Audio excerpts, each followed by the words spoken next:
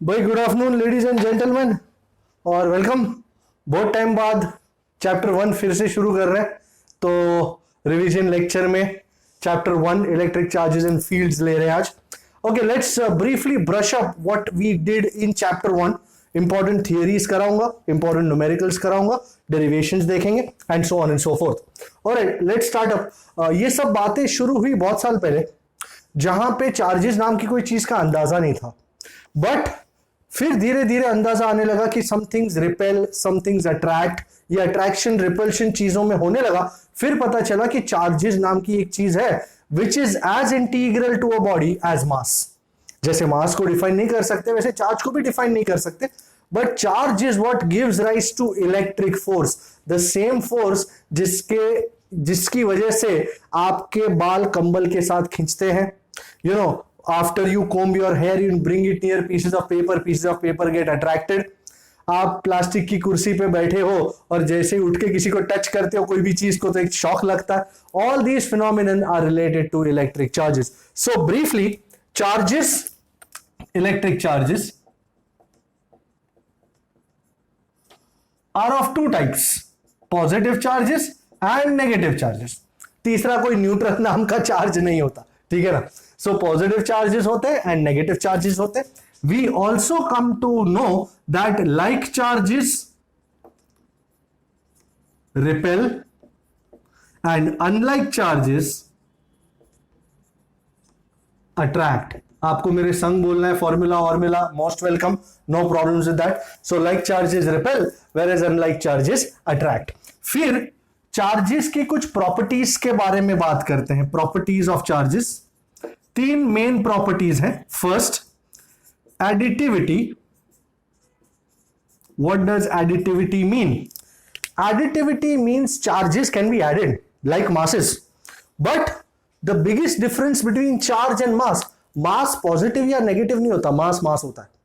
So if you have 1 kilo, 2 kilo, 3 kilo, तो total mass कितना हुआ? 1 + 2 + 3 which is 6 kg. On the other hand, charges positive हो सकते हैं या नेगेटिव हो सकते हैं। So if you want to add them, you will have to take the sign into consideration. So how do you work that out? So on adding charges, for adding charges, they can be added, charges can be added after taking their sign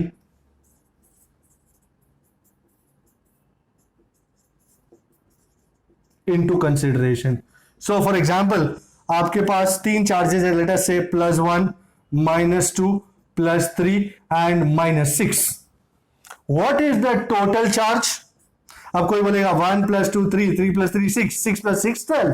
ना Munna, total charge कितना हुआ रे? कितना हुआ? +1 + -2 +3 +6. How much does that come out to be? 1 - 2 - 1, -1 + 3 + 2 +2 - 6 -4. Okay, so this is what it is. This is additivity. फिर दूसरा आता है conservation. There is a very beautiful item which is called law of conservation of charge, which says that in an electrically isolated system,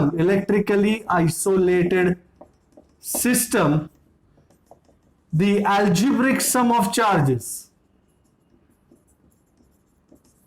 always remains constant.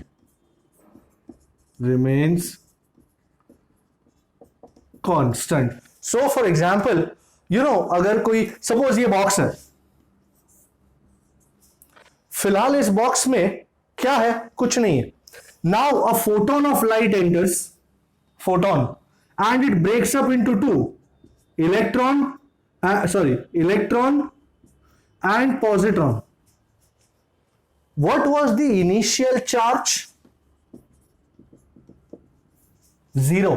And अब ये process होने के बाद what is the final charge? Isn't it -E + E? कितना? 0. So do you see that the algebraic sum of charges always remains same? This is what is called conservation. And finally, I guess this is the most important property. Quantization. What is quantization? Millikan के oil drop experiment से ये पता चला और बहुत सारी और experiment से ये अंदाजा आया कि all charges in the universe are an integral number of one fundamental charge E, which is the charge on an electron. So any charge Q is equal to any. Don't ask me Connie. Any.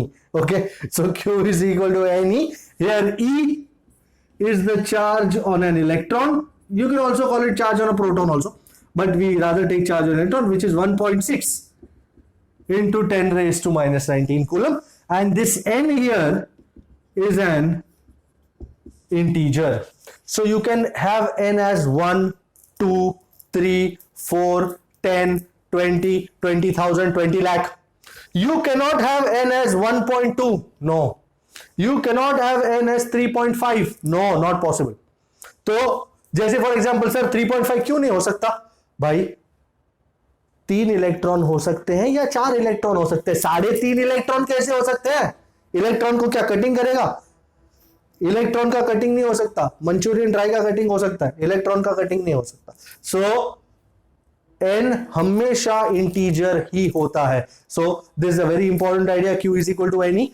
और इसी idea पे आई think illustration 1.2 based है, जिसमें उन्होंने हमसे ये कहा है कि 10 raised to 9 electrons, I can take this off now, 10 raised to 9 electrons are being removed from a body in 1 second. And पता लगाना है कितने टाइम में कितना कूलम चार्ज हासिल करना है अपने को. I don't know, I hope you have your text books opened up.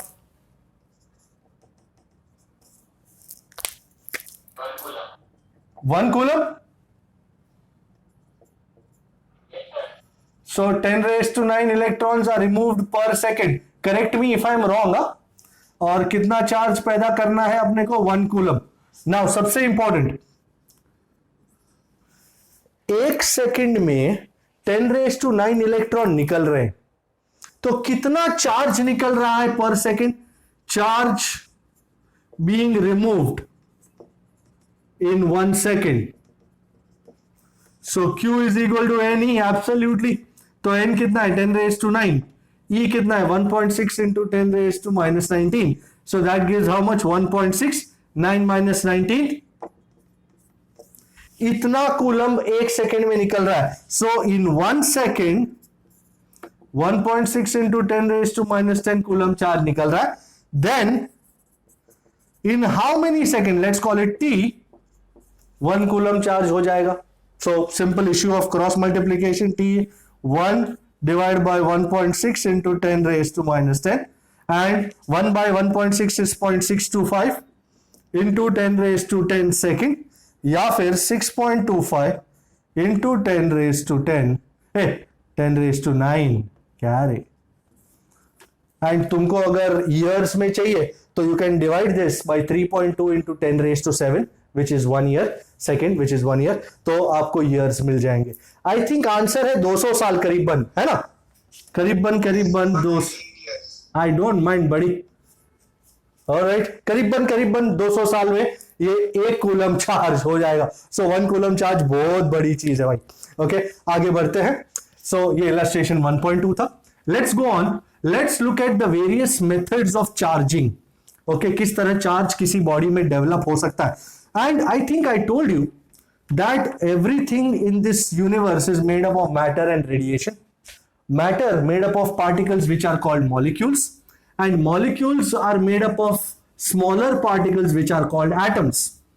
Atom में 3 चीजें होती हैं: electrons, protons and neutrons. Electrons, अच्छा, atoms में protons, neutrons and electrons. Now I'm sure everybody knows protons are positively charged, electrons are negatively charged, and neutrons do not have any charge. They are electrically neutral. Okay. Also in an atom number of protons is equal to number of electrons, जिसको कहते हैं atomic number. In short, जितना positive charge है एक atom में उतना ही negative charge है। So amount of positive charge is equal to amount of negative charge, and as a result what is the net charge on an atom? 0. An atom is electrically neutral, and as a result all matter is electrically neutral. Her matter neutral होता है। तो charge कैसे होता है कोई भी body? जब भी कोई दो बॉडी कांटेक्ट में आते हैं तब या एक बॉडी चार्ज देता है, दूसरा लेता है। अब क्या देता है? कोई बॉडी अपने में से क्या निकालता है? क्या निकालेगा, इलेक्ट्रॉन या proton? Electrons. So during charging या during interaction between two bodies, only electrons can be transferred. Electrons can be transferred from one body to another. Okay? हमेशा याद रखना, जो बॉडी इलेक्ट्रॉन दे देगा, नेगेटिव चार्ज दे देगा, वो पॉजिटिव हो जाएगा, और दूसरा बॉडी जो इलेक्ट्रॉन्स ले लेगा वो नेगेटिव हो जाएगा। A body that accepts electrons becomes negative. A body which loses electrons becomes positive. Charging के मेथड्स में सबसे पहला है चार्जिंग बाय कंडक्शन। इसमें दो टाइप के एक्सपेरिमेंट्स हमने देखे। One, glass rod being rubbed with silk cloth. I hope चीजें तरोताजा हो रही है, फिर से याद आ रहा है? ग्लास रॉड को सिल्क क्लॉथ के साथ रब करते थे। ग्लास रॉड क्या चार्ज हो जाता था? पॉजिटिव। वाह, glass rod becomes positive and silk cloth becomes negative. Detail में तपास करने पर पता चला कि ग्लास रॉड पॉजिटिव इसलिए हो गया because it lost electrons, silk cloth negative इसलिए हो गया because it gained electrons. So one body loses, other body gains, और वन बॉडी जितना लूज करेगा जितना, उतना ही दूसरा बॉडी गेन करेगा। अगर ग्लास रॉड 2 इलेक्ट्रॉन्स लूज करे, सिल्क क्लॉथ 4 इलेक्ट्रॉन्स गेन नहीं कर सकता, बाकी के 2 कहां से आएंगे? सो कंजर्वेशन भी उतना ही जरूरी है। फिर दूसरा, plastic rod rubbed with wool cloth या fur. Here plastic rod becomes negative. ये नेगेटिव कैसा है? एंड फर क्लॉथ या वुल बिकम्स पॉजिटिव। इसमें क्या हुआ भाई? प्लास्टिक रॉड ने इलेक्ट्रॉन एक्सेप्ट किए, वुल क्लॉथ ने इलेक्ट्रॉन्स लूज किए। ये हो गया charging by conduction. Sorry, this is not charging by conduction, this is charging by friction. Friction, घिसना जरूरी है ना? वैसे कंडक्शन और फ्रिक्शन में ज्यादा फर्क नहीं है। फ्रिक्शन में घिसने की जरूरत है, कंडक्शन में घिसने की जरूरत नहीं। कंडक्शन में सिर्फ टच करने की जरूरत है। तो टच करके एक बॉडी से दूसरे बॉडी टच करके हम चार्जिंग करते हैं। कैसे होते हैं देखो जरा। So second, charging by conduction. I got 2 bodies. Suppose ये बॉडी है, इसका चार्ज है लेट अस से +10, और ये दूसरा बॉडी है, इसका चार्ज लेट अस से +6 है। ये दोनों बॉडी को मैं टच कराता हूं, और टच करने से चार्जेस फैल जाते हैं, 2 जिस्म एक जान हो जाते हैं, ये एक सिस्टम हो जाता है। इस सिस्टम का टोटल चार्ज कितना है? +10 + +6 विच इज इक्वल टू +16। और फिर मैं जब अलग करूंगा तो ये जो +16 है, it will B divided into 2 parts, 2 equal parts. +16 का this will B +8, this will also be +8। सो भले इनिशियली जैसा भी चार्ज था, I am assuming here 2 identical spheres, 2 identical spheres same size, but फिर जब मैंने दोनों को कंडक्ट किया, टच किया और फिर अलग किया, दोनों सेम चार्ज के हो जाते हैं। This is what is called charging by conduction. But charging का एक बहुत ही बढ़िया आइडिया है कि थर्ड आइडिया जिसमें तुमको टच करने की भी जरूरत नहीं है. Without touching you can charge a body. This process is called charging by induction. What is charging by induction? उसमें टच टुच नहीं करने का. Charging by induction. Okay, now I got to spheres, two identical spheres, electrically neutral. Electrically neutral मतलब जितने positive charges हैं उतने negative charges हैं दोनों में. एंड अब मैं दोनों को नजदीक लाता हूं. ओके, टच कराता हूं. एंड अब मैं एक ग्लास रॉड ले आता हूं which has been touched by silk cloth. So this glass rod is positive and slowly I bring it nearer to this system. As a result, what will happen is, do you agree, negative charges, पूरे system के जो negative charges हैं वो उसकी तरफ attract होंगे और जो पॉजिटिव चार्जेस हैं वो रिपेल होंगे. अब इस नजदीकी सिचुएशन में ही मैं दोनों स्फीयर्स को अलग कर देता हूं.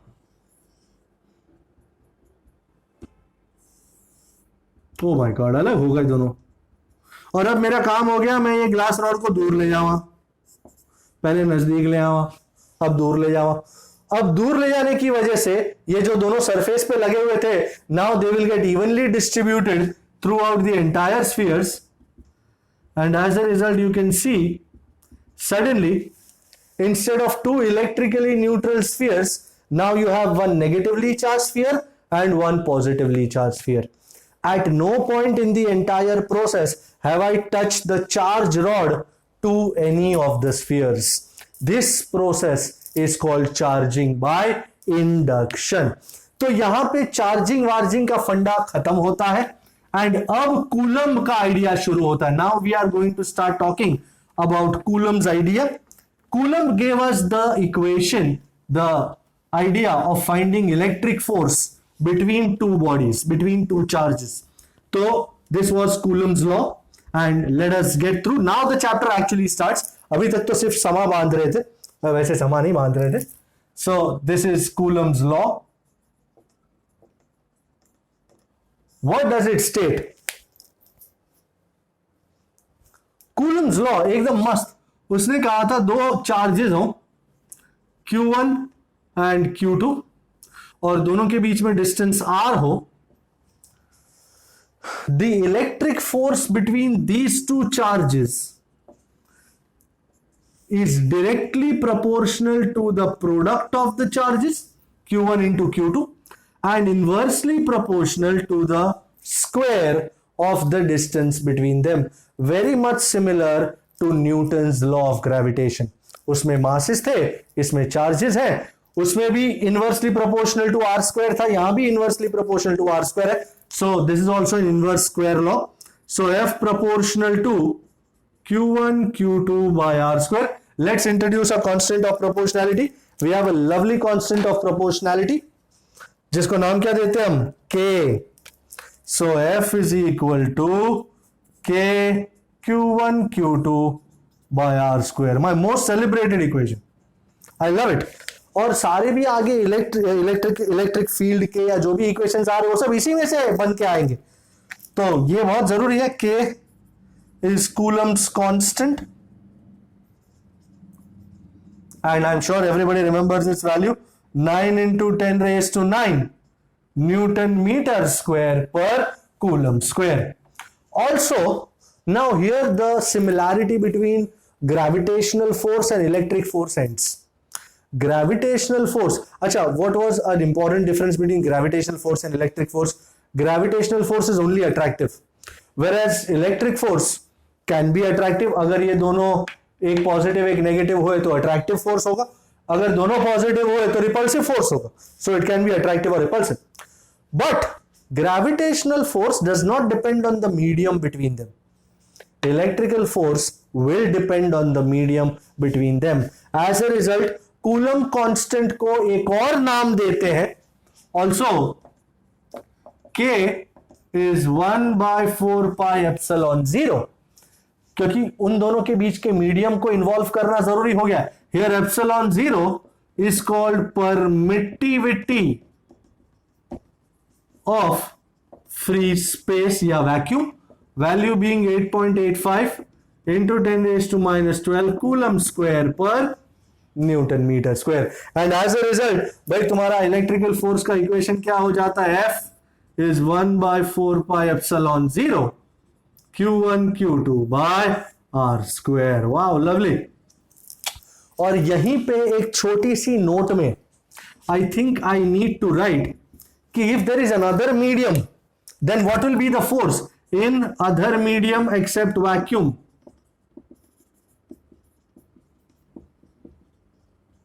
What will be the electric force F dash? भाई नया इक्वेशन है इसका 1/4 पाई एप्सिलॉन। कैन यू सी इसमें और इसमें डिफरेंस, बाकी सब कुछ रिमेनिंग सेम। यहां है epsilon nought which is permittivity of free space, यहां it is epsilon where epsilon is the permittivity of that medium, absolute permittivity कह सकते हो। And you also know, actually ये चैप्टर 2 में हमको पता चला था, epsilon is epsilon 0 into K, here K बड़ा इज कॉल्ड डाइलेक्ट्रिक कांस्टेंट। तो मेरा ये एफ डैश क्या बन जाता है 1/4 पाई एप्सिलॉन 0 के Q1 Q2 by are square. ये 1/4 pi epsilon 0 Q1 Q2 by are square कौन है, F। So how much is F dash बड़ी, फेयर इनफ। तो इस बोर्ड में मैंने इलेक्ट्रिक फोर्स के सारे इक्वेशंस लगा डाले जो मुझे इस्तेमाल करने होते हैं। एक्चुअली लोग 1/4 पाई एप्सिलॉन 0 इस्तेमाल करते रहते हैं। यू कैन ऑल्सो राइट के, वी डोंट माइंड। ये के कूलम कांस्टेंट है, ये के डाइलेक्ट्रिक कांस्टेंट है, दोनों में कोई रिलेशन नहीं whatsoever. Okay, so just have a look. Okay, अब वेक्टर फॉर्म पे चलते हैं। ये तो coulomb law in scalar form हो गया, अब वेक्टर फॉर्म। वेक्टर फॉर्म में बहुत मजा है, ऐसा नहीं कि दूसरे फॉर्म्स में सजा है, वेक्टर फॉर्म में बहुत मजा है। हमको वेक्टर फॉर्म का इक्वेशंस बहुत जरूरी होता है, जेई नीट में भी साधारण में भी। एंड उसके बाद सुपरपोजिशन प्रिंसिपल की ओर हमारे कदम बढ़ेंगे। So what was Coulomb's law in vector form? I got two charges as is usual. ये origin है, this is Q1 and this is Q2, and ये दोनों position vectors पे हैं। This is R1 bar, this is R2 bar. We need to find the force on Q1 due to Q2. So force on Q1 due to Q2, उसका नाम होगा भाई force on Q1, मतलब Q1 को पड़ रही है, ड्यू टू Q2 मतलब Q2 मार रहा है, तो this force is called F12 बार। अच्छा, F12 बार सर, फोर्स का इक्वेशन तो जालिम है, K Q1 Q2 over R square, पर सर R कहां है, ये रहा, ये दोनों के बीच का जो डिस्टेंस है ना, ये है। बट सबसे पहली बात, 1 को पढ़ रही है, 2 मार रहा है, 2 1 को किस तरफ मारेगा, ढिश। Do you agree? 2 मार रहा है धक्का, 1 को पढ़ रही है, धक्का किस तरफ होगा, ढुश। सो दिस वेक्टर, टेल इधर है, हेड इधर, दिस इज कॉल्ड R12 बार। तो K Q1 Q2 ओवर इसका मैग्नीट्यूड का square mod R12 bar square into R12 cap. लोग बोलते हैं इसको याद कैसे रखने का सर?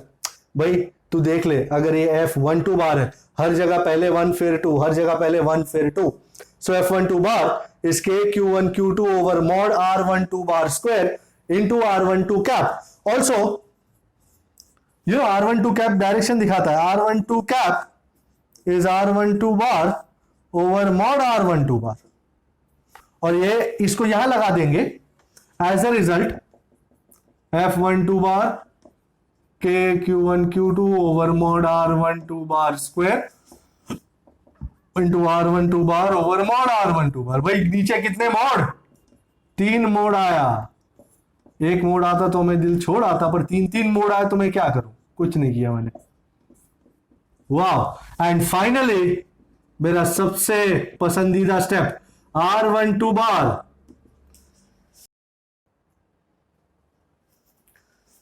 सो फाइनली R12 बार, मेरा favourite step is R1 bar minus R2 बार। कोई ज्यादा माथा पच्ची नहीं। R12 बार, पहले कौन आया 1 फिर 2, तो R1 बार माइनस R2 बार, इसको यहां लगा डाला तो मेरा इक्वेशन बन गया झिंगा लाला F12 बार इज के Q1 Q2 over mod R1 बार माइनस R2 बार क्यूब इंटू R1 बार माइनस R2 बार। जबरदस्त, बहुत ही फर्स्ट क्लास चीज, एकदम फर्स्ट क्लास इक्वेशन मिल गया मुझे। तो जब भी मुझे R1 बार R2 बार Q1 Q2 दिया जाए, I can very easily do this stuff. Now from here I also know कि फोर्स ऑन 1 ड्यू टू 2 इस तरफ होगा। What will be force on 2 due to 1 किस तरफ? इस तरफ। सो दोनों का actually distance magnitude of charges same है, तो दोनों फोर्स के मैग्नीट्यूड सेम होंगे। तो F12 bar is minus F21 bar, direction मात्र अलग होगा। अगर फोर्स ऑन 1 ड्यू टू 2 इस तरफ है, then force on 2 due to 1 will be like this. अगर 2 को पढ़ रही होती और 1 मार रहा होता, कैसा मार रहा था? ले डिश। तो दोनों के डायरेक्शन ऑपोजिट है, मैग्नीट्यूड भले दोनों के सेम है। और यहीं से हमको पता चलता है कि thus Coulomb's law obeys Newton's third law of motion. So Coulomb's law obeys Newton's third law of motion, ये उसका आइडिया, ये उसका proof. And next we go on to superposition principle. यहां एक पे एक मार रहा था, वहां एक पे बहुत सारे चार्जेस फोर्स मारेंगे। अरे बाबा, ऐसा कोई अन्याय का बात नहीं है। But what will B total force? Superposition principle का कीवर्ड होता है वेक्टर सम। ऑलराइट, तो most important idea is vector sum. The vector sum of all forces has to be taken. For example, let me show that to you. This is superposition principle. क्या मतलब है इसका? Okay, दिखा देते हैं। Suppose मेरे पास 3 charges है, Q1, Q2 and Q3. Okay, as is good. This is R3 bar. This is R1 bar. This is R2 bar. What do we need? We need to find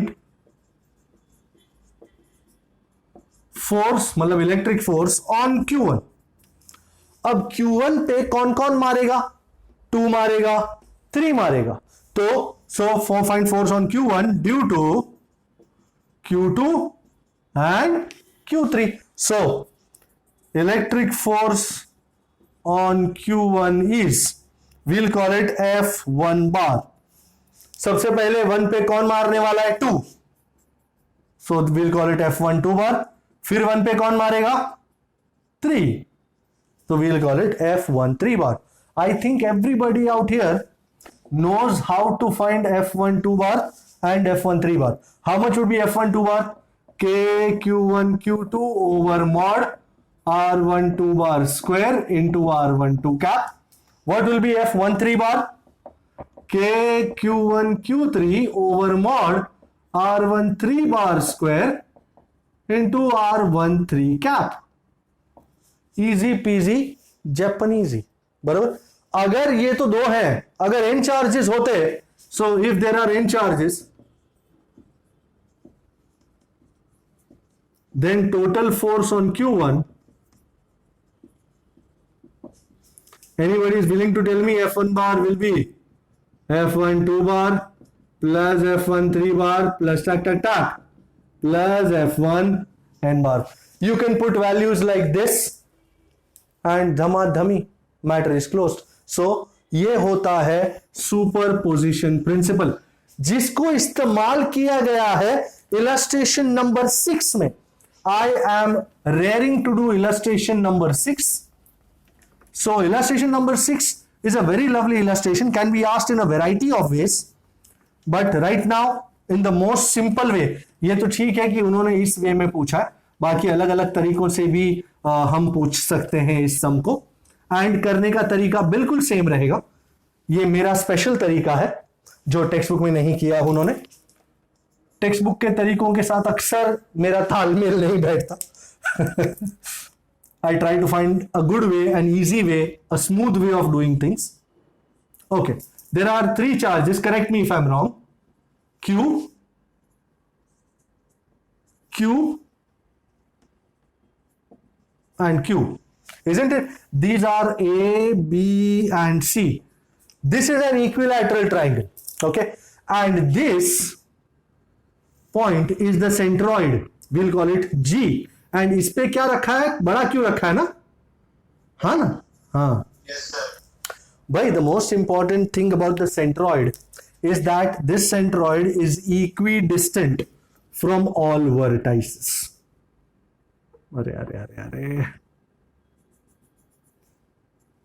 so this centroid as you can see is equidistant. You want to call it x x x, I don't mind. You want to call it r r r, be my guest. Okay, now what are you supposed to do? This is the arrangement.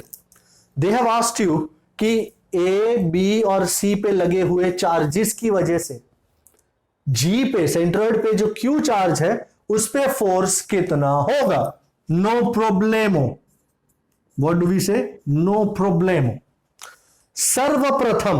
सर्वप्रथम हम forces के magnitudes, अच्छा G पे मतलब इस Q पे कौन कौन फोर्स मारेगा सर, A मारेगा, B मारेगा, C मारेगा। इन शॉर्ट ये तीनों फोर्स मारेंगे G पे। इन तीनों फोर्सेस का मैग्नीट्यूड आओ फाइंड कर ले। सो मैग्नीट्यूड्स, डायरेक्शन थोड़ी देर में फाइंड करते हैं। Magnitudes of forces are FGA। FGA मतलब force between G and A। भाई फोर्स का इक्वेशन अगर आपको याद है तो जिंदा हो तुम। Force between any two charges is K Q1 Q2 by R square. तो K भाई G पे कौन सा चार्ज है, बड़ा Q, A पे कौन सा चार्ज है, छोटा Q, ओवर डिस्टेंस कितना है दोनों के बीच में, R स्क्वायर। अच्छा FGB का क्या इक्वेशन होगा जी, FGB same K Q by R square, oh it's same as FGB। And do you agree FGC पे वही होगा, K बड़ा Q छोटा Q बाय R स्क्वायर। तो हमारा एक बहुत बड़ा काम निपट गया। FGA, FGB, FGC तीनों का वैल्यूज मिल गया। एक बात याद दिला दूं यहां पे, कान खोल के नहीं दिमाग खोल के सुन लीजिए। अगर यहां पे सपोज Q की जगह -Q भी होता, सुन रहे हैं आप लोग, मेरी आवाज अचानक ऊंची हो गई आपका अटेंशन लेने के लिए। अगर Q की जगह -Q भी होता, ऐसा हम पूछ सकते हैं, फिर भी मैग्नीट्यूड तो यही रहता, K बड़ा Q छोटा Q। मैग्नीट्यूड में साइन नहीं आती, बराबर है। मैग्नीट्यूड, इस चार्ज का मैग्नीट्यूड कितना है Q, इस चार्ज का मैग्नीट्यूड कितना है Q, इस चार्ज का मैग्नीट्यूड कितना है Q। डोंट आस्क मी क्यों, क्योंकि दिखाई दे रहा है साइन माइनस है, मैग्नीट्यूड तो Q ही है ना। सो ये तब भी वही रहेगा। ओके, हाँ ये है नहीं, ये बात अलग है, पर होता तो, अगर मेरे माइंड में आया है तो कोई ना कोई पूछ सकता है ये सबको। अच्छा अब दिशाएं, मतलब दिशाएं देखते हैं। ये भी पॉजिटिव है, ये भी पॉजिटिव है, इन दोनों के बीच में किस तरह का, दो पॉजिटिव चार्जेस के बीच में किस तरह का फोर्स होता है, अट्रैक्टिव या repulsive? Repulsive, very good. In short ये वाला इसको किस तरफ मारेगा, किस तरफ फोर्स होगा, यो या यो? डाउन, बिकॉज ये इसको रिपेल करेगा, और रिपेल का मतलब धक्का मारना, जा चल, तो ये इसको क्या बोलेगा, जा चल। सर ये जाचल ऐसा नहीं हो सकता, ये जाचल नहीं है, ये आचल है, आचल के तुझे, ऐसा। ओके, सो इसको लाल कलर में बनाते हैं, मोहे रंग दो लाल। ये है आपका FGA। This Q will repel this Q, repel मतलब पिच। ये थोड़ा बड़ा हो गया, थोड़ा ऊपर ले लेते सर, ये भी रिपल्शन FGB। एंड ये Q भी इस Q को रिपेल करेगा, रिपेल। सही है। ये FGA मैंने उल्टा बनाया, आपने बताया भी नहीं सर, ऊपर नहीं नीचे। रिपल्शन है ना भाई? आप लोग जाग रहे हैं या नहीं? अच्छा अच्छा, तो जाग रहे होते तो तुरंत मेरे को बता, सर हमने नीचे वाली बात करी थी, आप तो ऊपर बना रहे हो। ओके, तीनों की दिशाएं मिल गई। And now what am I gonna do? I am gonna plot these three on the axis here, on the x and y axis here. Pretty cool stuff. FGA is like this, FGB is like this, and FGC is like this. तीनों force में equal angle है, because this is 360, तीन angles equal divide करने हैं, तो do you agree? This will be 120, this will be 120, this will be 120। अच्छा, can you see this is 90, तो ये कितना होगा 120 हो जाने के लिए? 30। Do you understand? You need to understand this. और ये 120 है, इतना 90 है, तो इतना कितना होगा जी? 30 अगेन। हमेशा मुझे एक्स एक्सिस वाई एक्सिस के साथ जो एंगल बनता है उसके बारे में इंटरेस्ट होता है। And now I am going to find components. पहले X component, F G X. Can you see F G A is entirely on the Y axis? So what is the X component of F G A? 0। F G B is like this, making angle 30 degree with the X axis, तो जिसके साथ theta उसके साथ cos, FGB cos 30, and isn't it pointing in the positive x direction? So plus FGB cos 30. FGC is also making angle 30 degree with the x axis, so FGC cos 30, and ये किस direction में? Going towards negative direction, minus. FGB और FGC की values यहां से उठाऊंगा, so KQQ by R square cos 30 minus KQQ by R square cos 30. Well, I will not give you any marks for guessing the answer because it is as simple as it looks, 0. And what about the y component? Anybody can tell me the y component? FGY. Can you see FGA is entirely on the y axis? So पूरा का पूरा FGA, but it is pointing towards negative y, so minus FGA. This is FGB, ये angle 30 है, so FGB sin 30, and because it is pointing in the positive y, so this is positive. उसी तरह FGC sin 30, again positive. I think it's high time we put values here, so let's put values. सम को, अच्छा सम को कुछ और देखना है, सम में कुछ और पूछना है डायग्राम में? नो। ओके, सो हमारा फाइनल आंसर अब आने ही वाला है। So F G Y is minus K Q Q by are square plus K Q Q by are square into half plus K Q Q by are square into half. Half plus half is 1. So finally minus KQQ by R square plus KQQ by R square. Let's cut a long story short. So the answer is 0. FGX भी आ गया, FGY भी आ गया.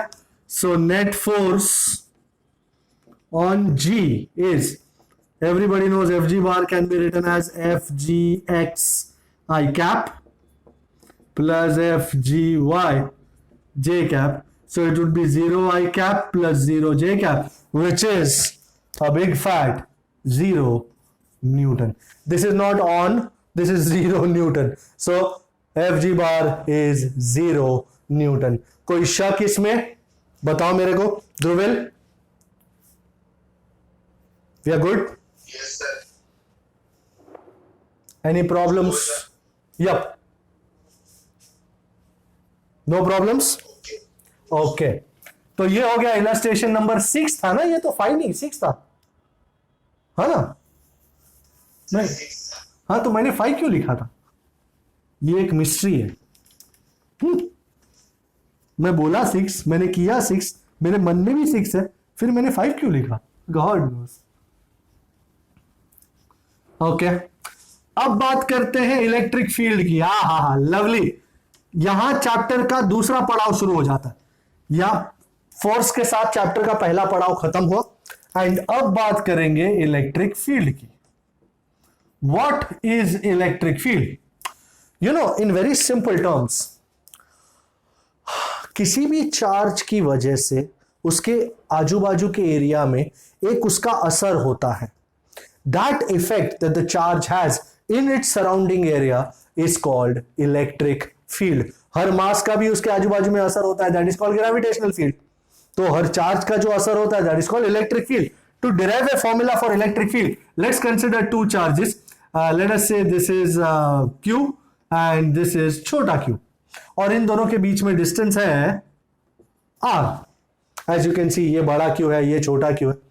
What will be the force on छोटा q due to बड़ा q? Force on छोटा q due to बड़ा q. I love this derivation. F is equal to k q by r square. And if you want to give it a vector form, तो we can write r cap here. अब simple बात, हम electric field को define करते हैं।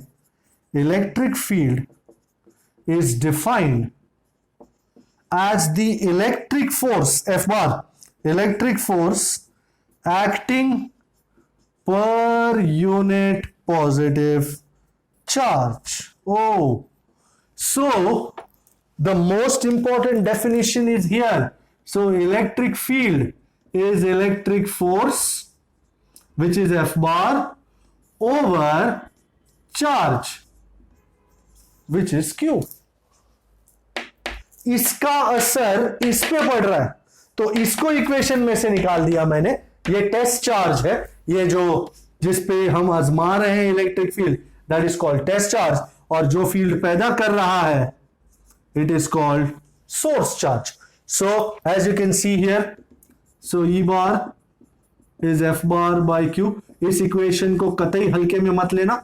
आई will come back for this equation, I will come back to this equation. मेरे पास force का इक्वेशन है, ये रहा। सो E bar K Q by R square the whole over Q, boom. R cap कौन लिखेगा? Okay, touch. And can you see, I am sure you can see, E bar is के Q by are square into are cap. Electric field is kq by r square into r cap. Can you see electric field has only one charge? Electric field के equation में सिर्फ एक charge है, that is your source charge. So electric field is kq by r square into r cap. Sir ये test charge क्यों निकाल दिया? भाई it is as simple. हम यहाँ पे ये assume कर रहे हैं कि अगर ये चार्ज ना होकर कोई +1 कूलम चार्ज होता, यूनिट पॉजिटिव चार्ज, तो उस पे कितना फोर्स लगता? तो it would be E is equal to k q. ये के क्यू इंटू 1 है बाय आर स्क्वायर, फोर्स ही है, बस एक कूलम चार्ज पे कितना फोर्स है वो दिखाई दे रहा है यहाँ पे। सो इलेक्ट्रिक फील्ड इज के Q by are square into are cap. As you can see, electric field is a vector quantity, E bar is a vector and its SI unit is newton per coulomb, या अगर आपको chapter 2 के हिसाब से चलना है तो volt per metre. But we use newton per coulomb because you don't remember volt per metre. Newton per coulomb मस्त है, यहां से आए, force is in newton, charge is in coulomb, so newton per coulomb. Okay, अच्छा, direction भी यहां पे बहुत जरूरी हो जाता है। अगर सपोज मेरे पास पॉजिटिव चार्ज है, भाई डायरेक्शन को कतई आप लोग लाइटली मत लेना, निग्लेक्ट मत करना, क्योंकि ये डायरेक्शन बहुत सारे सम में यूज होता है। If you don't know direction, then you will be directionless. Okay, suppose I got a positive charge, तो इस प्लस क्यू में से फील्ड, ये पॉइंट पे अगर मैं फील्ड देखना चाहूं, सर इस पॉइंट पे फील्ड क्या होगा, तो अगर सपोज यहां पे जब भी आपको फील्ड का डायरेक्शन फाइंड करना हो, उस पॉइंट पे +1 कूलम अज्यूम कर लो, ये भी प्लस ये भी plus, do you agree? Repulsion होगा। Okay, so field will be coming out. You can see radially outwards. So positive charge में से फील्ड बाहर निकलता है। ऑन दी अदर हैंड अगर नेगेटिव चार्ज हो, सर जी क्या होगा? Can you see the direction is radially inward. ये इलेक्ट्रिक फील्ड का डायरेक्शन है and you can see the direction of the electric field due to a negative charge will be towards it.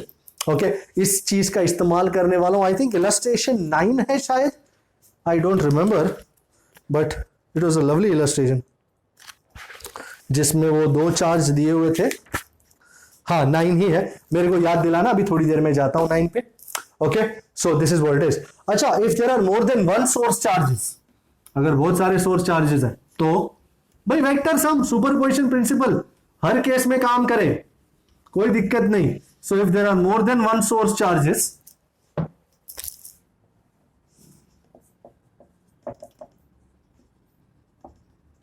more than one source charges, then the net electric field at a point, we'll call it point P, is EP bar, electric field at P is E1 bar plus E2 bar plus tac tac tac plus En bar. What does that mean?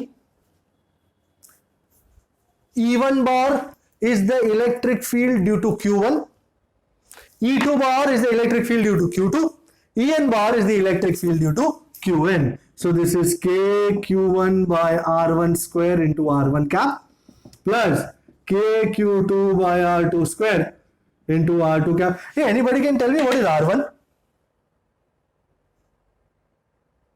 या फिर let me write it as R1P. Anybody? What is R1P? What happened? R1P will be the distance between charge Q1 and point P. R2P will be the distance between charge Q2 and point P. And यहाँ पे टक टक टक, what will be En bar? KQN over RNP the whole square into RNP cap. Do not forget this. So this is the net electric field at point P. Okay, is this agreeable? Any issues till now? No sir. No sir. No sir. We are all looking good. अभी तक समझ में आ रहा है, कोई issue नहीं? Okay. And now let's go on to, before I go on to illustration number 9, I want to tell you something called, which is called do we remember. बहुत ही बढ़िया आइडिया था do we remember का, illustration 7 या 8 solve करने के काम आता था। What is do we remember? भाई हमको पता है कि E bar is F bar by Q, electric field का ये equation. So what is F बार? हम यहां से पलट जाते हैं and F bar we call it QE bar. What does this equation tell us? What does it tell us? It tells us that when a charge Q is placed in an electric field E bar, it will experience a force. Fair enough?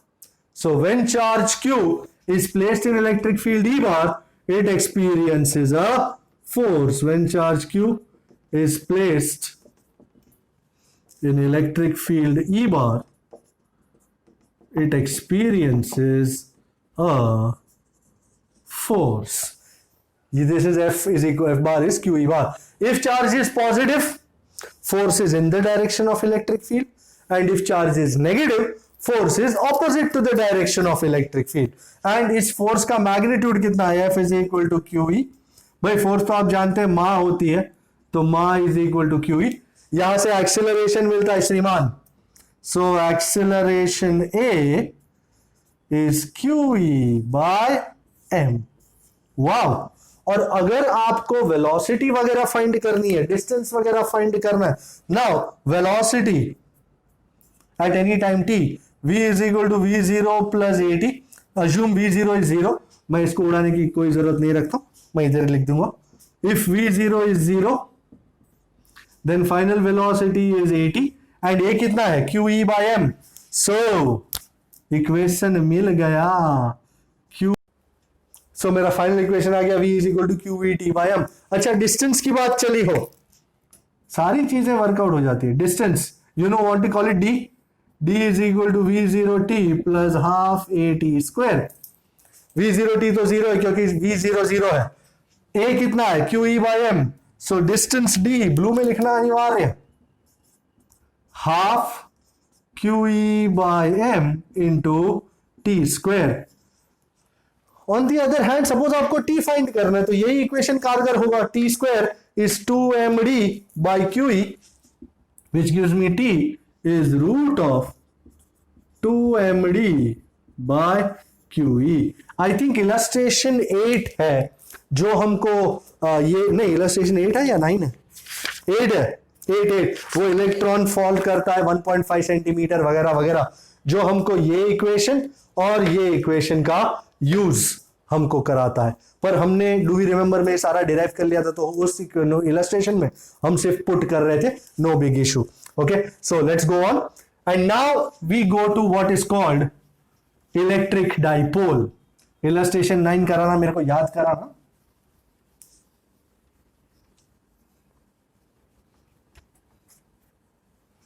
Dipole, dipole का कोई डिफाइनेशन तो करो। A system of two equal and opposite charges separated by a finite distance is called an electric dipole. वाह sir क्या बात, system of two equal and opposite charges separated by finite distance। अच्छा,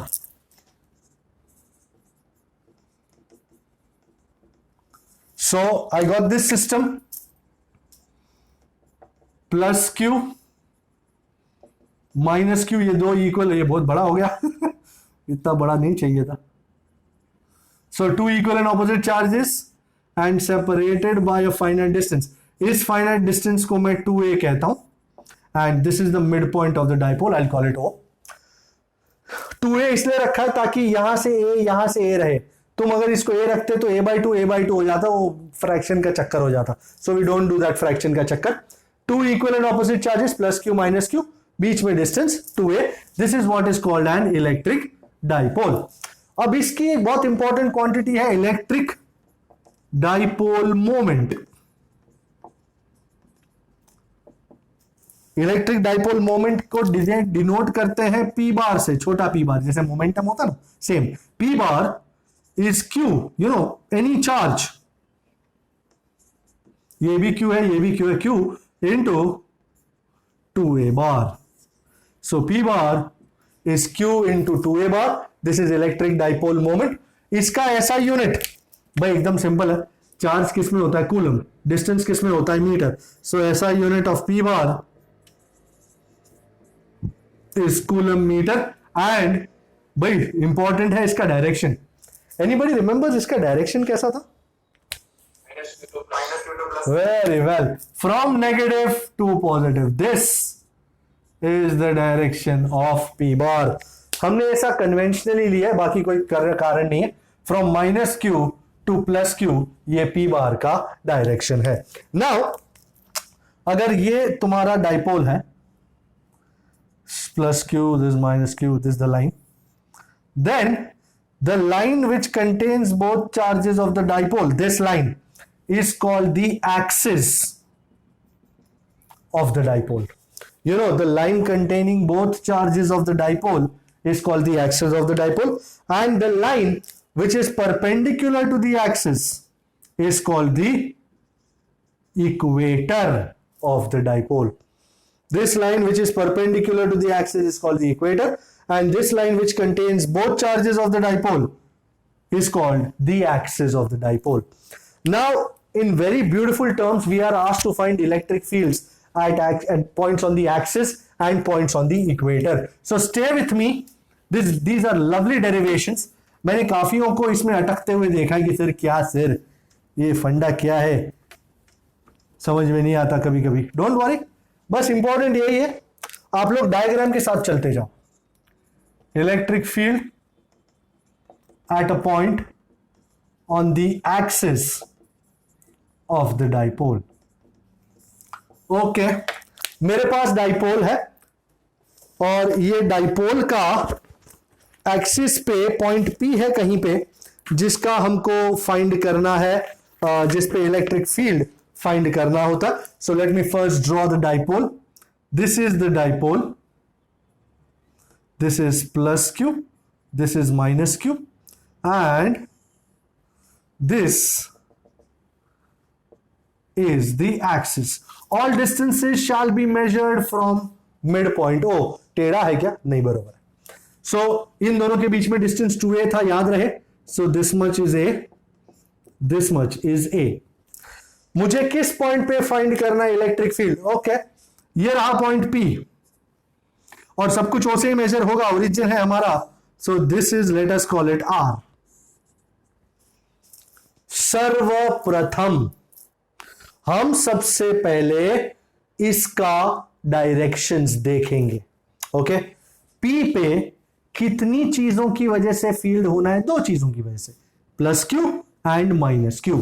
सबसे पहला, बाकी सब कुछ भूल जाने का, सिर्फ प्लस Q है और P है। प्लस Q की वजह से P पे, ये P कुछ ज्यादा ही बाहर आ गया, थोड़ा सा अंदर ले लेता हूं, ये रहा।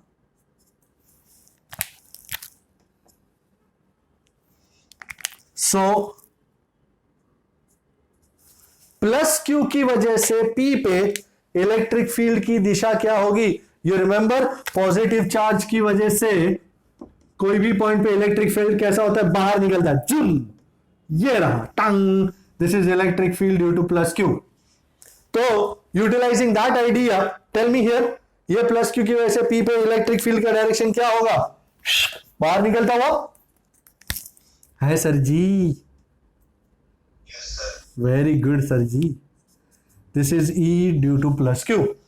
एंड अब प्लस Q को भूल जाओ, माइनस Q की वजह से P पे इलेक्ट्रिक फील्ड का डायरेक्शन कैसा होगा? सर ऐसा ही कुछ बताओ ना कैसे करने का। ये माइनस Q, ये P, माइनस में से, माइनस में इलेक्ट्रिक फील्ड अंदर घुसता है ना, तो वाह, this is electric field due to minus Q। Minus में घुस गया रे, सुम। तो उसी तरह माइनस Q में घुसेगा, यू अंडरस्टैंड, में घुसेगा, ये रहा डायरेक्शन तेरे माइनस Q का।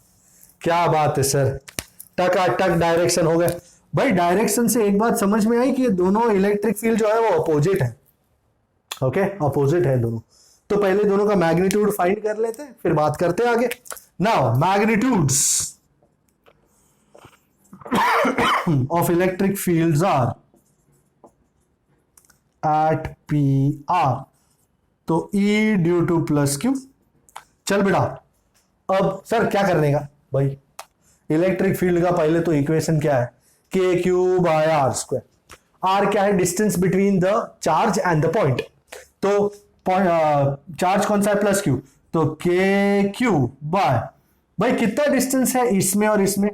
यहां से यहां तक ये है, this is R, so isn't this much R minus A, so R minus A the whole square, and E due to minus Q। भाई मैग्नीट्यूड तो सेम ही है, KQ। एंड अब इन दोनों के बीच में डिस्टेंस कितना है? This is R, this is A, R plus A the whole square। Now if you want to add vectorially, I suggest कि आप पहले P बार का दिशा कंफर्म करो। P बार का डायरेक्शन कैसे मिलता था भाई? From minus Q to plus Q, zoom, ये है P बार का दिशा। Now if you see E due to plus Q, isn't it in the direction of P bar? E due to plus Q और P bar दोनों का direction same है, zoom zoom. तो आप चाहो तो this is E bar plus Q और यहां पे P cap, and E due to minus Q और P बार का देखो वो अपोजिट, तो अपोजिट में माइनस P कैप। सुंदरता इटसेल्फ, एकदम सुंदरता। सर ये कैसे लगा दिया? मैंने E due to plus Q और E due to minus Q का डायरेक्शन निकाल लिया है। मैंने यहां पे माइनस Q से प्लस Q P बार का डायरेक्शन निकाला, फिर P बार के साथ इसको कंपेयर किया, E due to plus Q और P बार दोनों सेम दिशा में है, तो E due to plus Q bar P cap, and E due to minus Q and P bar opposite है, तो minus P cap. Simple as that. And अब जो भी बचा है, it is simple arithmetic. The net field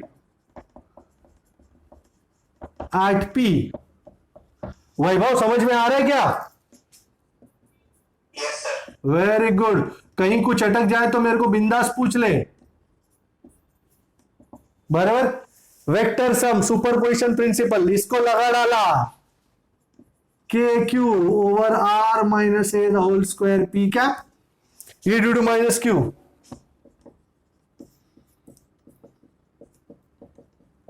भाई K Q बाहर, bracket में 1 over R minus A the whole square minus 1 over R plus A the whole square the whole into P cap. भाई घबराने का नहीं क्या? R plus A, R minus A, you know a plus b, a minus b is a square minus b square, so this is r square minus a square the whole square।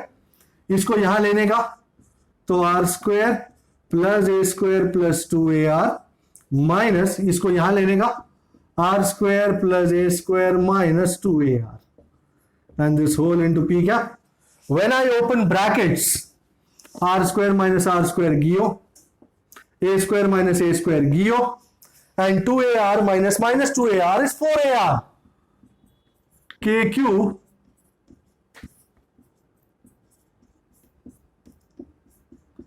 And ये 4 को 2 into 2 करके अलग करता हूं। Sir क्यों अलग कर रहे हो? मजा आ रहा है, दोनों साथ में रहने दो ना। पर एक थोड़ा काम है, इसके लिए अलग कर रहा हूं। क्या काम है वो भी दिखा देता हूं। अगर आपने गौर से इसको देखा है, q into 2a, isn't it p dipole moment? So which gives me my first equation, E bar is 2kpr over r square minus a square the whole square into p cap। and you know अगर तुम्हारा, मैं क्या उड़ाऊं, मैं ये उड़ा दूं? छोड़ो, जान दो, उड़ाने की कोई जरूरत नहीं है। If r is much greater than a तो नीचे से a स्क्वायर उड़ जाएगा, so this becomes r square the whole square which is r raise to 4। ऊपर एक r, नीचे r raise to 4 which is एकदम कट टू कट मामला है, simply 2kp by r cube into P cap. इतना नीचे नजर आ रहा है क्या आपको? नजर आ रहा है ना? Very good. So one of the most celebrated equations for electric field at a point on the axis, E bar is 2kp over r cube into p cap। Now let's talk about electric field at a point on the equator। Oh wow, जितना प्यारा axis है उतना ही प्यारा equator है, कोई दिक्कत ही कोई नहीं है, एकदम देखने वाली बात है पूरी।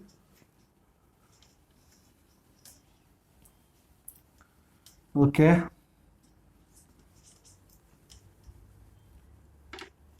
Just a minute. जब तक ये रब ना हो तब तक आगे ना बढ़ा जा सकता। तो at a point on the equator, भाई ये सारे इजी तो हैं, बट सबसे पहले आपको एक्सिस इक्वेटर क्या है पता होना चाहिए। Axis is the line which joins both the charges of the dipole and equator is the line perpendicular to the axis. So if I say this is my dipole plus Q minus q and this is your midpoint, this is a, this is a, this is going to be your equator। Line थोड़ी टेढ़ी हो सकती है, हुई है it's a parallax error. Okay please somehow manage। no but I will not manage। okay this is my equator and this is the point P and let us say this much is R, origin से इतना। भाई कुछ भी current तो हम पहले इसके sign देखेंगे, डायरेक्शंस देखेंगे। भाई आप मेरे को हेल्पिंग करना जरा। प्लस क्यू की वजह से P पे इलेक्ट्रिक फील्ड कैसा? भाई पॉजिटिव की वजह से बाहर निकलता है। ओके तो दिस इज झुझुक, ये रहा, this is E due to plus Q and minus Q की वजह से P पे इलेक्ट्रिक फील्ड कैसा? माइनस में घुसता हुआ। वाह क्या बात है, क्या बात है, बहुत बढ़िया। तो कुछ भी करने से पहले मुझे दोनों साइन मिल गए। अब मैं दोनों के मैग्नीट्यूड फाइंड करूंगा। अच्छा, मैग्नीट्यूड के लिए I am sure everybody knows electric field due to any charge q is kq by r square. Okay, so magnitudes of electric fields at p are e due to plus q. भाई kq by r square, भाई कितना distance है plus Q और point P में? Isn't it the Pythagorean hypotenuse of r and a? So isn't this much distance root of r square plus a square? Do you agree? Do you? And root of r square plus a square, the whole square, is simply r square plus a square. And same with minus q, क्योंकि minus Q भी ये Pythagorean ही है, ये भी root of R square plus A square ही, R और A का हाइपोटेन्यूज। सो एक बहुत ही सुंदर इक्वेशन के जरिए you can see that e due to plus q and e due to minus q are both same. They are both equal in magnitude. And अब मैं इसको थीटा लूं, this is theta, तो this is also theta. You can see e plus q cos theta, e minus q cos theta, both will be in the same direction, they will add up. But e plus q sin theta and e minus q sin theta will be opposite and they will cancel each other. The e plus q sin theta and e minus q sin theta components are equal and opposite, so they cancel. And while the e plus q cos theta and e minus q cos theta add up, वाह, तो net electric field मिलने वाला है e plus Q cos theta plus e minus Q cos theta. Basically e plus Q और e minus Q का value तो same ही है ना, तो twice e plus Q cos theta, minus Q लिखना तो भी बी बाई गेस्ट, टू e प्लस क्यू कितना है, same as e minus Q, K Q by are square plus A square. And cos theta, by if this is theta, isn't this also theta? And cos theta is adjacent over hypo, so a over r square plus a square raised to half. So how much do I have? 2kqa. ये r square plus a square raised to 1 है, 1 plus half 3/2. ए q into 2a पहचाना आपने, ये वही है, हाँ वही, बस लिखा थोड़ा अलग था, पी है पी, तो आओ पी लूं। सर आप पी तो लोगे, पर क्या है ये पूरे कांड में कहीं पी कैप के दर्शन ना हुए। हाँ नहीं, पी बार के दर्शन ना हुए, बट सबसे पहले आपको दिला दूं कि ए प्लस क्यू और ई माइनस क्यू का नेट डायरेक्शन किस तरफ है, इस तरफ। सो तुम्हारा नेट इलेक्ट्रिक फील्ड जो है, it is going in this direction. Which direction? Sir P bar कैसा होता है? माइनस क्यू से प्लस क्यू। है कोई यहां पर जो नेट इलेक्ट्रिक फील्ड का डायरेक्शन और पी बार का डायरेक्शन कंपेयर कर सके? Are they in the same direction? No, they are opposite. So और अपोजिट में तो माइनस आता है श्रीमान, माइनस पी कैप, और ये रहा तुम्हारा बार। बट यहां पे खत्म नहीं होती बात। If your R is much greater than A, then A square उड़ जाएगा, आर स्क्वायर रेज टू 3/2, ऊपर टू नीचे two cut. So what is your E bar? Minus K P over R cube into P cap. लॉल्स, एकदम जबरदस्त। एक derivation को तो पूरा इजी करके बना दिया, भुर्जी बना दी डेरिवेशन की, एकदम इजी टू डाइजेस्ट। देख लीजिए। ओके, आगे बढ़ जाते हैं।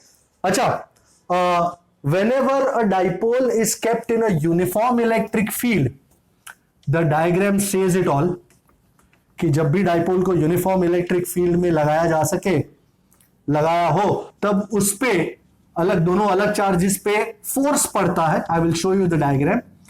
And these two forces are equal and opposite and they are separated by a finite distance.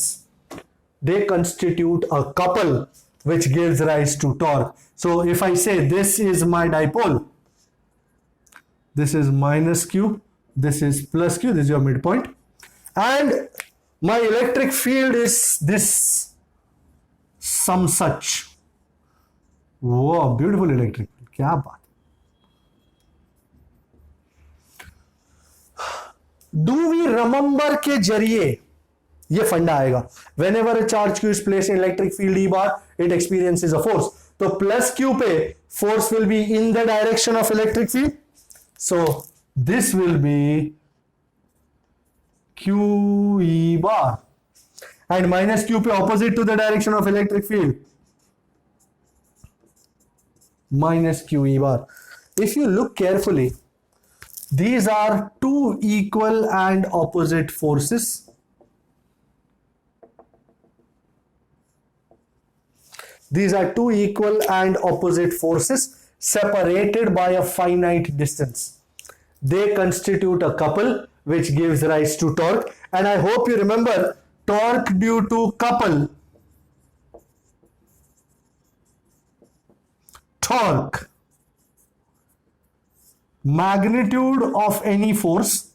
देखने जाओ तो दोनों forces का magnitude तो same ही है, QE, any force, into the perpendicular distance between the two forces. And okay, so tau is, wait, what is the magnitude of force? QE. And what is the perpendicular distance? अगर मैं इसी diagram में आपको दिखाऊं,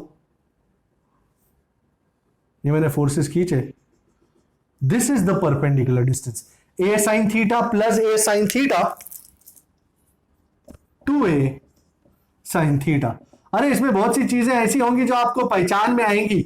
सो q into 2a into e into sine theta. q into 2a कौन है महाराज? अरे कब से तुम मुझे बोल रहे हो पी पी पी, मैं पी ही नहीं पा रहा हूं, चांस ही नहीं है. And because torque is a vector, so this equation can be written as tau bar is p bar cross e bar. This is the vector form. I'm sure you know a bar cross b bar का magnitude होता है a b sin theta. So tau is p sin theta magnitude है. So tau bar is p bar cross e bar, उसका vector form है. और ये torque इसको ट्विंग घुमा के in the direction of electric field लाके खड़ा कर देगा. यूनिफॉर्म इलेक्ट्रिक फील्ड में there is no linear motion, only rotational motion. On the other hand अगर नॉन यूनिफॉर्म इलेक्ट्रिक फील्ड हो तो there will be linear motion, there will be rotational motion also. ऐसा तुमको याद हो तो ये ऐसा डाइपोल था, उसको आगे भी बढ़ना है, उसको घूमना भी है. सो घूमते घूमते आगे बढ़ेगा. And once it aligns in the direction of electric field, उसका रोटेशन बंद हो जाएगा, but linear will go on. So in the non-uniform electric field, it performs rotational as well as translational motion, and when it aligns in the direction of electric field, rotational motion stops but translational motion continues. This is the idea of torque in a uniform electric field. फिर हम जाते हैं, electric field lines का फंडा तो एकदम normal है कि electric field lines is a representation of electric field. And जब भी आप फील्ड लाइन बनाना चाहो, field lines always go from positive to negative. Just give me a minute here, I will just go through this in a Zifi.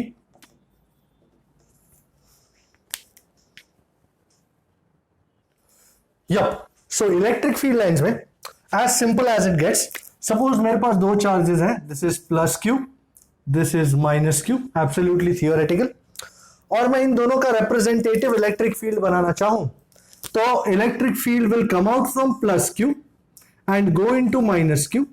And अगर मैं ये दोनों को एक ही लाइन से जोड़ दूं तो it will represent something like this. So electric field line is a representative idea which comes out from plus q goes into minus q. ऐसे जा सकता है, ऐसे जा सकता है, और हर तरीके से जा सकता है. ऐसे भी जा सकता है और घूम के यहां से आ सकता है. ऐसे भी निकल सकता है और घूम के यहां पे आ सकता है. सो जितनी लाइन प्लस क्यू में से निकलेगी उतनी सारी माइनस क्यू में जाएंगी. So if you have noticed, electric field lines are not forming close loops. Plus में से माइनस में गया और माइनस से घूम के वापस आया, ऐसा नहीं हो रहा है. सो electric field lines do not form close loops.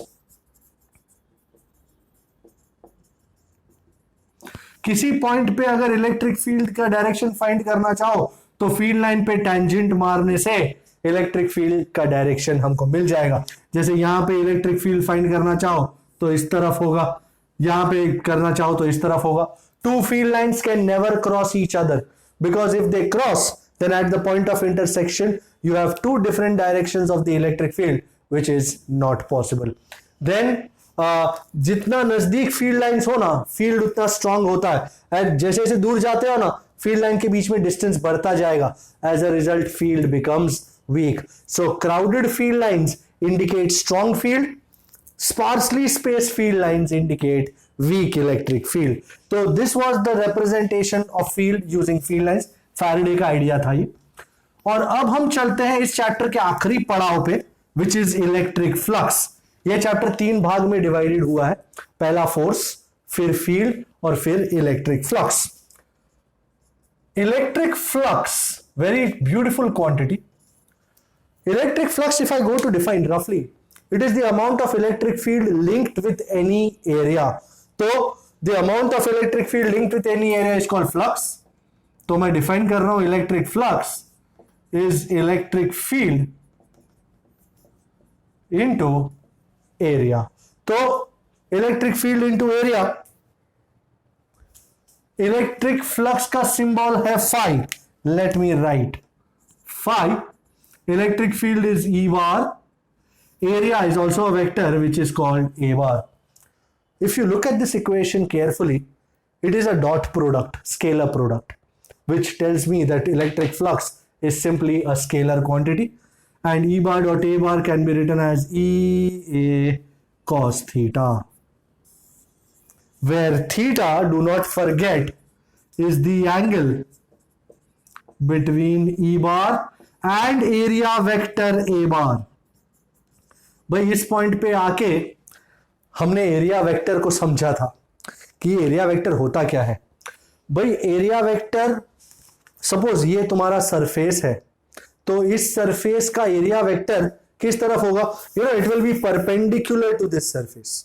This is the area vector which is perpendicular to this plane surface. So if I have a plane surface like this, then the area vector will be like this. If I have a plane surface like this, ये नहीं हो सकता, but इस तरफ दिखाया जाता है. Okay, this will be the area vector. So हमेशा याद रखें, area vector is always perpendicular to that particular surface. Now this is E bar dot A bar, and if I have a number of small areas, if there are a number of small areas, then the net flux,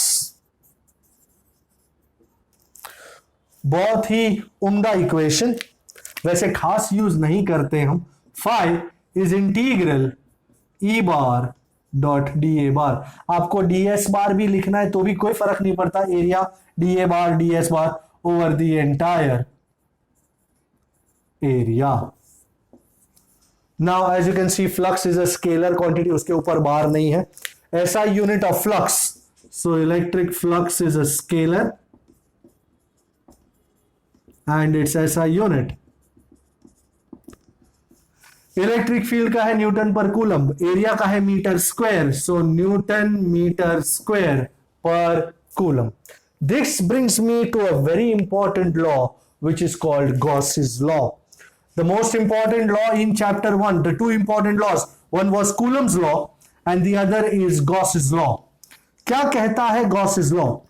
In a very lovely statement, it says the amount of electric flux linked with a closed surface, you know, closed surface, band surface. It can be a closed cylinder, it can be a closed parallelepiped, it can be a closed sphere, कुछ भी हो सकता है. So the electric flux linked with a closed surface is equal to, ध्यान से, अरे lovely equation आ रहा है, flux phi which is integral E bar dot dA bar over a closed surface. You know, this symbol circle here tells me it's a closed surface, is equal to the summation of all charges enclosed by the surface to epsilon 0. Lovely equation here. इतना बढ़िया तो कोई equation नहीं हो सकता. Flux phi linked with a closed surface which is integral E bar dot dA bar linked with a closed surface is sigma q by epsilon 0, where sigma q is the sum of charges enclosed by the surface. वाह वाह, इसका proof भी है. Suppose मेरे पास एक charge q है, ये रहा, और मैं इसके इर्द गिर्द एक इमेजिनरी स्फीयर बना दूं. ये गंदा स्फीयर है, गंदा स्फीयर है सर. Okay, replacement. ओके, ठीक है, स्फीयर ये बीच में है, और मैं चाहता हूं कि इस क्लोज स्फीयर जिसका रेडियस r है उसके साथ कितना फ्लक्स लिंक है वो फाइंड करो. एक काम करते ना, एक छोटा सा एरिया पकड़ते, you know, let's call it dA, and उसके साथ फ्लक्स फाइंड आउट करते हैं. So let's consider this small area dA. अच्छा, इस Q का इलेक्ट्रिक फील्ड कैसा होगा? जूम, ये electric field E bar, and ये ऐसा है, ऐसा, इसका एरिया वेक्टर भी कैसा होगा? इसी तरफ होगा ना. गंदा हो गया थोड़ा, पर ओके. हा, ये है तुम्हारा dA बार. तो सबसे पहला, what is electric field? E bar is kq by r square into r cap, and do you agree I can write dA bar as dA dot r cap? So flux linked with this small area,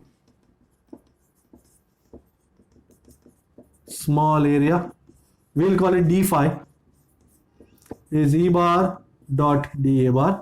E bar ये रहा kq by r square into r cap into dA dot r cap. R cap dot r cap is 1, so d phi is kq by r square into dA. अब total flux linked with the entire sphere, summation मार देने का total flux या integral मार देने का d phi. अच्छा, इसमें से kq by r square बाहर आया, इंटीग्रल dA. भाई, what is the total area of a sphere? I think everyone knows the area of a sphere. 4 pi r square, हाँ ना. So phi is kq by r square into area of whole sphere. तो k की जगह मैं अब 4 pi epsilon 0 लिखने का वो करता हूं, क्योंकि मुझे उसकी जरूरत है. Area of whole sphere is 4 pi r square, 4 pi r square, 4 pi r square. वाह, तो phi is q by epsilon 0. Are you looking? क्या ये यही है? बिल्कुल यही है. So this is the proof of Gauss's law. Phi is q by epsilon 0. This is, ladies and gentlemen, this is Gauss's law. And अब इस Gauss law का थोड़ा सा न्यूमेरिकल बाजी देख लेते हैं. अच्छा, मैं पहले गॉस लॉ के एप्लीकेशंस आपको दिखा दूं फटाफट. गॉस लॉ के एप्लीकेशंस 3. एक वायर स्ट्रेट चार्ज कंडक्टर, दूसरा प्लेन सरफेस या चार्ज शीट, और तीसरा एक हॉलो स्फीयर. सो सबसे पहला चार्ज्ड वायर या चार्ज्ड कंडक्टर. ये कंडक्टर है मेरा, इनफाइनाइटली लॉन्ग, और चार्ज है, पॉजिटिव चार्ज है लेटर से, बीच में मोटा हो गया था, लॉकडाउन में मोटा हो गया. तो ये पॉइंट है P, which is at a perpendicular distance R. हम पहली बात ये जानना चाहते हैं कि इस पॉइंट पे इलेक्ट्रिक फील्ड का डायरेक्शन क्या होगा. अब तुम बोलोगे सर ये पॉजिटिव है तो ऐसे निकलेगा, जिम. ओके, अब कोई बोलेगा सर इस पॉजिटिव की वजह से ऐसा नहीं निकलेगा, ओके, और इस पॉजिटिव की वजह से ऐसा नहीं निकलेगा, ओके। सर आप क्या सब में ओके ओके किए जा रहे हो? मैं ओके इसलिए कर रहा हूं क्योंकि मैं ये जानता हूं कि इसका ये कंपोनेंट और इसका ये कंपोनेंट एक दूसरे को काट डालेंगे, इसका ये कंपोनेंट और इसका ये कंपोनेंट ऐड हो जाएंगे, थस फाइनली 100 बात की एक बात, तुम्हारा नेट इलेक्ट्रिक फील्ड इस पॉइंट पे एक ही डायरेक्शन में होगा, रेडियली आउटवर्ड्स। ऐसा नहीं होगा कि इसका कोई कंपोनेंट यहां भी है, यहां भी है, यहां भी है, ना, रेडियली आउटवर्ड्स।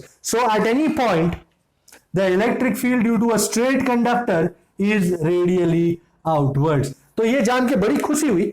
और अब मैं वो ले लेता हूं, क्या बोलते हैं इसको, एक सिलिंड्रिकल गॉसियन सरफेस, इमेजिनरी, जिसका लेंथ है L। ये अजीब लग रहा है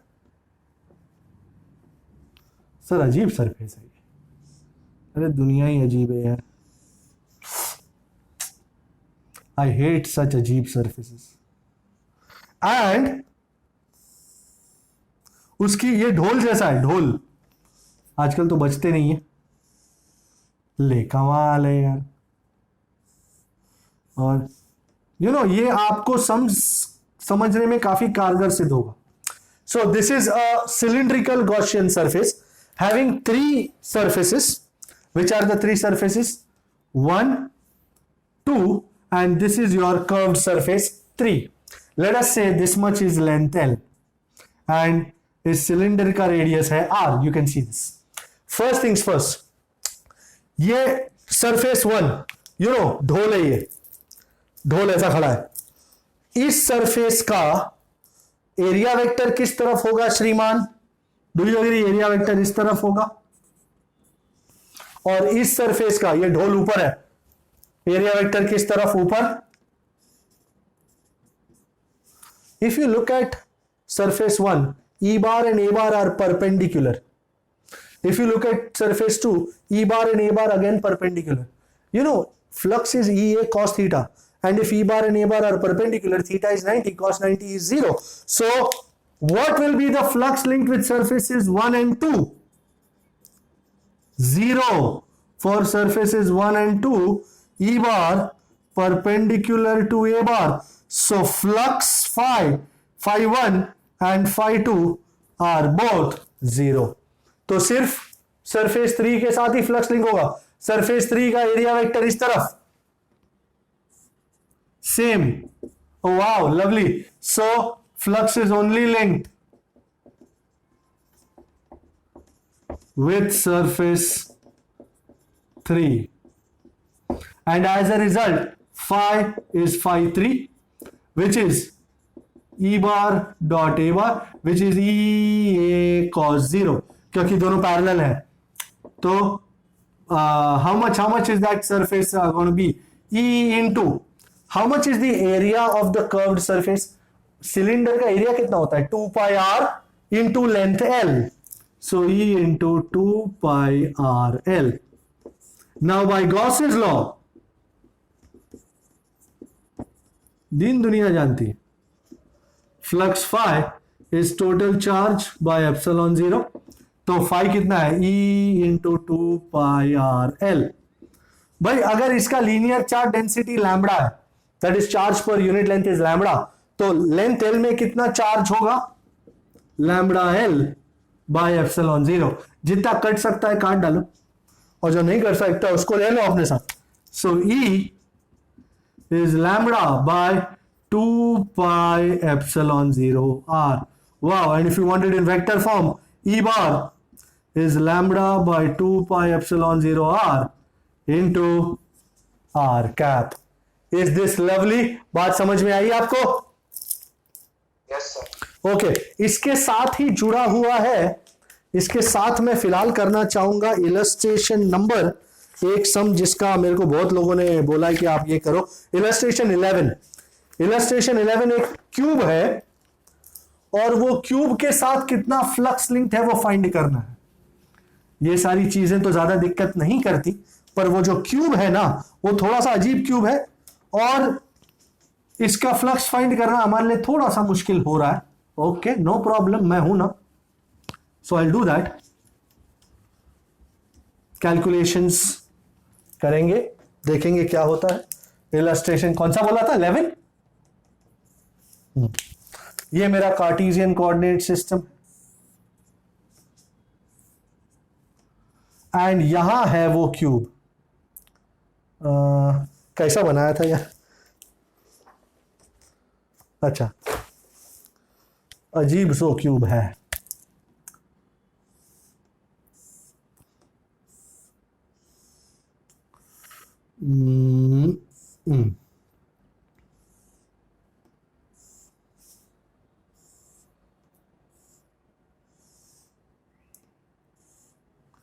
Okay, and this is the cube, and they have given me electric field also, and they have told me that electric field is only in the x direction. So before I do anything, this is x, this is y, this is z, I will draw the diagram for electric field. This is electric field, and Ex is given as alpha into something something. How much?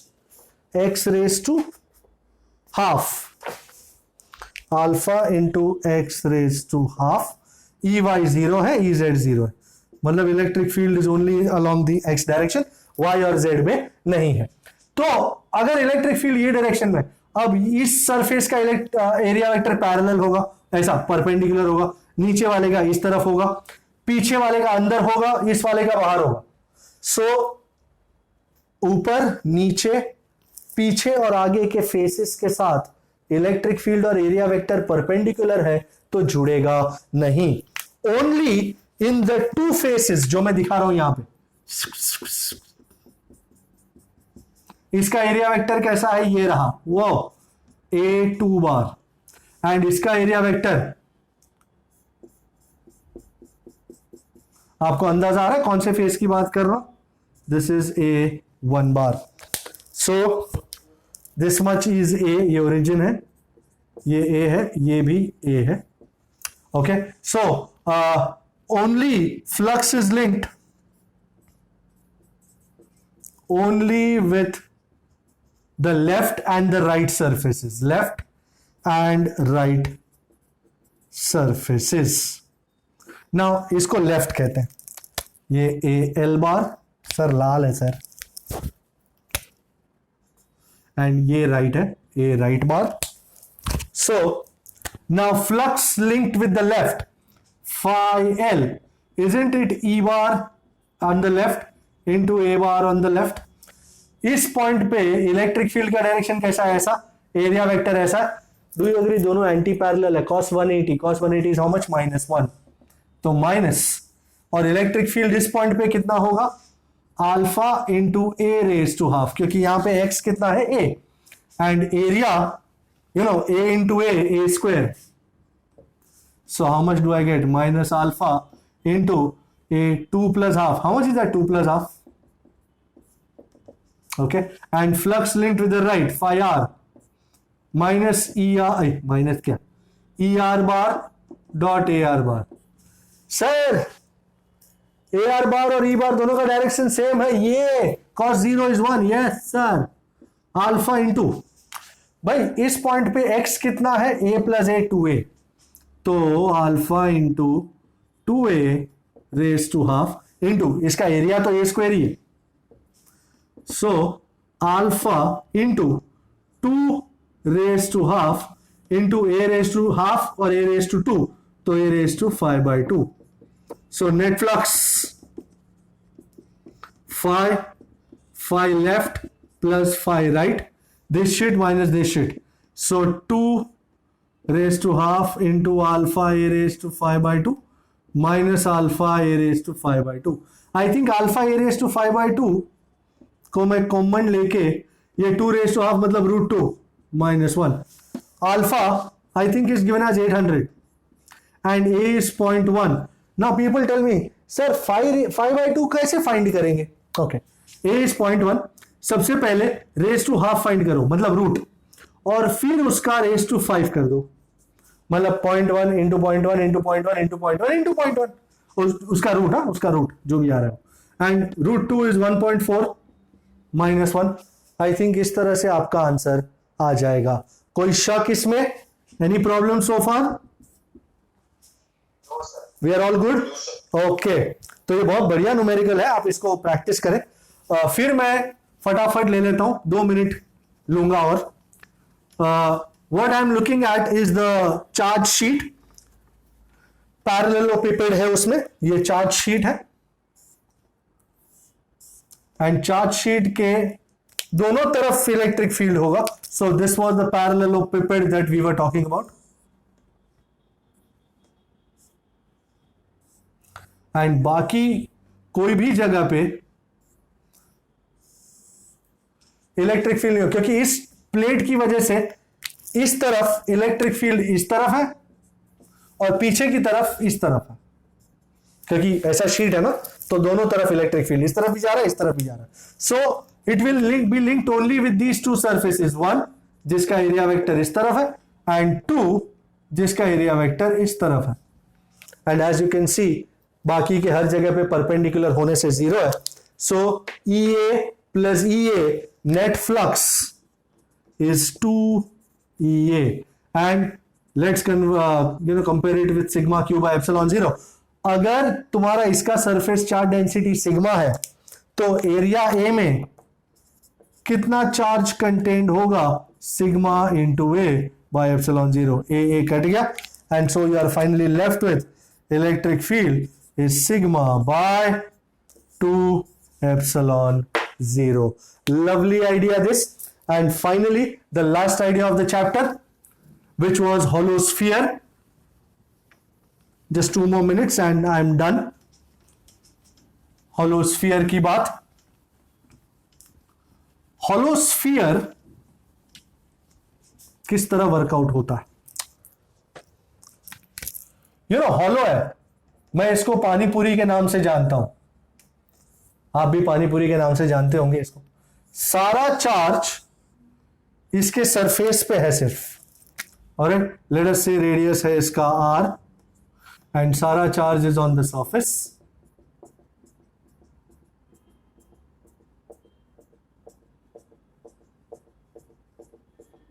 Let's call it q।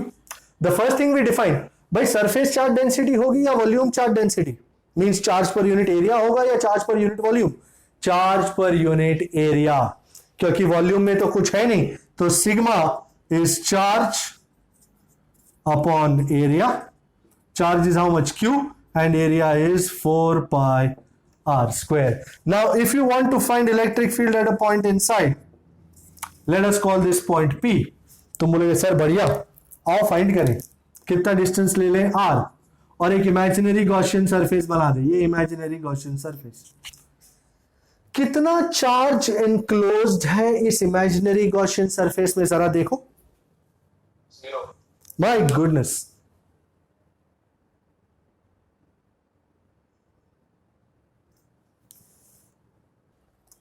Okay. So inside charge कितना है? 0। तो how much is your electric field inside?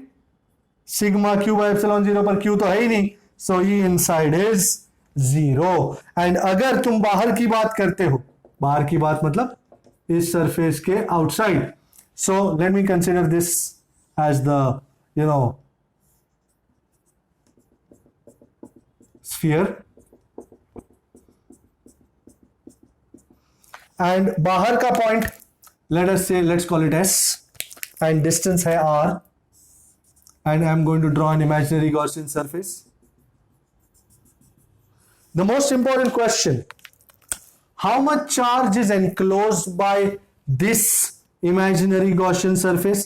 Isn't it total charge Q? पूरा का पूरा लाडू involve है इस Gaussian surface के अंदर। So sigma Q is Q, and as a result, electric field into area. How much is the area of the Gaussian surface? 4 pi r square is sigma Q by epsilon 0, which is Q by epsilon 0, which gives me a very lovely equation। तो E is Q by 4 pi epsilon 0 r square। ये तो अपना K है, so KQ by r square। This is E outside, and अगर Q की जगह sigma डालना चाहते हो तो Q is sigma into 4 pi बड़ा r square, sigma into 4 pi बड़ा r स्क्वायर ओवर छोटा r square. Touch touch, sir क्या बचेगा टच टच के बाद? E outside sigma by epsilon 0 into बड़ा आर स्क्वायर बाय छोटा R square. Is this lovely? No problem? कोई शक? ओके, मैं लास्टली न्यूमेरिकल 33 करके इस मैटर को क्लोज करता हूं, इस लेक्चर को बंद करूंगा. न्यूमेरिकल 33 एडिशनल का है, बट बहुत लोगों ने रिक्वेस्ट की थी मुझे कि सर ये न्यूमेरिकल लेना प्लीज. एक्चुअली प्रोजेक्टाइल मोशन के साथ डील करता हुआ ये न्यूमेरिकल है, and as a result numerical 33 में मैं क्वेश्चन भूल गया हूं क्या है. कुछ दो प्लेट्स है ना, ऐसा कुछ है, एंड लेंथ एल है प्लेट्स का, और यहां से एक चार्ज, कौन सा इलेक्ट्रॉन है, क्या है? इलेक्ट्रॉन. और ये इलेक्ट्रॉन ऐसा जा रहा है with a speed what? v0 vx. Okay, and electric field ऊपर की प्लेट पॉजिटिव है या नेगेटिव है या क्या है? What ever, doesn't matter. ऊपर पॉजिटिव, नीचे नेगेटिव. तो सर्वप्रथम इलेक्ट्रिक फील्ड किस दिशा में होगा श्रीमान? नीचे. ये टेढ़ा क्यों है? And now what will happen? This is electric field. How will this electron move? किस तरफ इलेक्ट्रॉन को फोर्स लगेगा, किस तरफ इलेक्ट्रॉन का एक्सेलरेशन होगा? Do you agree? Because electron is negative, it will experience a force in opposite direction of the electric field. तो electron जाना चाहता है सीधा, पर फोर्स लग रहा है ऐसा, तो जू ऐसा जाएगा.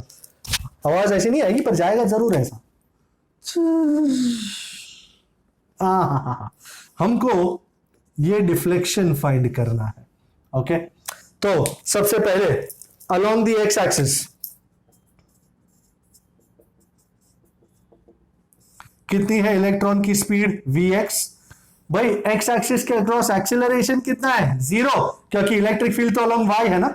डिस्टेंस कितना ट्रैवल कर रहा है along X axis? l. Time कितना लग रहा है? t. तो x is equal to v0 t plus half at square. A तो मर चुका है, तो x is equal to l which is vx into t. This is my equation number 1. यहां से t is equal to l by vx मिलेगा. Along y-axis, this is the most important idea. भाई y-axis के along speed कितनी है? 0. Acceleration कितना होता है? You know it is qe by m. तो here it is e by m. And the time कितना लगेगा? t.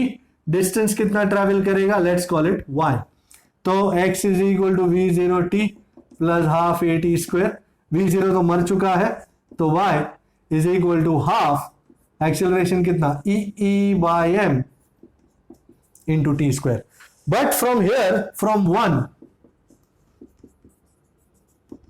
don't you see t is l by vx? तो t की जगह l by vx पुट करूं तो y is half e by m into l by vx the whole square, which will finally give me what? y is el square by 2m vx square. बढ़िया है श्रीमान. 34 में इसी equations में data डालेंगे और हमको जो चाहिए होगा वो मिल जाएगा. 34 is a practical application of numerical 33, which is this. Tell me more, gentlemen, is there anything left करने के लिए? कोई न्यूमेरिकल, कोई इलस्ट्रेशंस? ध्रुविल तूने जो बोले वो सब हमने किए. No issues?